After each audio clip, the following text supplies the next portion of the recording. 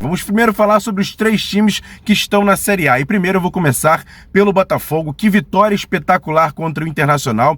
Uma vitória de virada. O time do Botafogo teve um jogador expulso com 2 minutos. E olha que arbitragem ruim em relação a esse jogo. E do Salve Pereira. Então assim, a gente fica lamentando mais uma vez a arbitragem no Brasil, deixando a desejar. Mesmo com o VAR, conseguiram prejudicar o Botafogo nessa partida contra o Internacional. Com menos de 15 minutos já estava 2-0 Internacional, porque ele marcou um pênalti para mim indevido, ainda expulsou o jogador do Botafogo. Depois o Internacional conseguiu fazer 2-0 e aí sim o Botafogo começa uma reação ainda no primeiro tempo, fazendo 2-1 e no segundo tempo 2 gols, um gol no finalzinho com o lateral Renan. E aí sim o Botafogo conseguindo uma vitória muito importante, 3-2 fora de casa, deu um salto bacana, tá ali entre os 10 primeiros, uma vitória muito importante do Botafogo, que mostra sobre essa questão da SAF no Brasil, que o time do Botafogo tem recursos, não só financeiros, mas também no seu elenco, após as contratações, para ainda buscar um jogo contra o Internacional, um time de primeiro nível do futebol brasileiro, treinado pelo Mano Menezes, mesmo jogando no Beira-Rio, o Botafogo consegue essa virada espetacular para cima do Internacional e consegue uma vitória muito importante, chega a 18 pontos e está ali na parte de cima da tabela do Campeonato Brasileiro.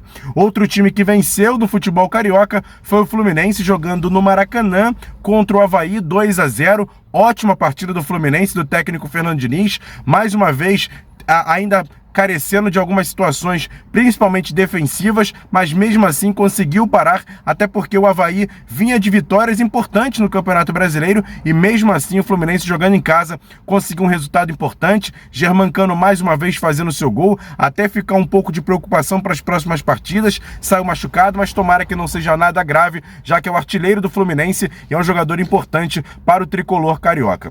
Mas o Flamengo decepcionou e decepcionou bastante, jogando contra o Atlético Mineiro, vai fazer uma sequência aí de 3 jogos contra o Galo de Minas Gerais, uma pelo Campeonato Brasileiro, que foi nesse fim de semana, e 2 pela Copa do Brasil. Mas ontem, olha, pavorosa a defesa do Flamengo, até vi muita gente colocando na conta do goleiro Diego Alves. O nosso Deola pode falar um pouco melhor sobre isso, mas acho que a defesa do Flamengo ontem foi muito mal, ficou assistindo o ataque do Galo, que é um ataque muito forte, principalmente com a questão do Hulk, do Nath Fernandes, e mesmo assim o Flamengo ficou olhando e o Atlético Mineiro jogando no Mineirão conseguiu a vitória por 2-0. O Flamengo do técnico Dorival Júnior tem que abrir o olho, são 3 últimos jogos, 2 derrotas, 1 vitória, e o Flamengo está ali brigando mais ou menos lá na parte de baixo da tabela e tem que abrir o olho para começar a fazer os resultados, para quem sabe ainda buscar uma classificação para a Libertadores da América e até o título, até porque é um time que tem um grande investimento no futebol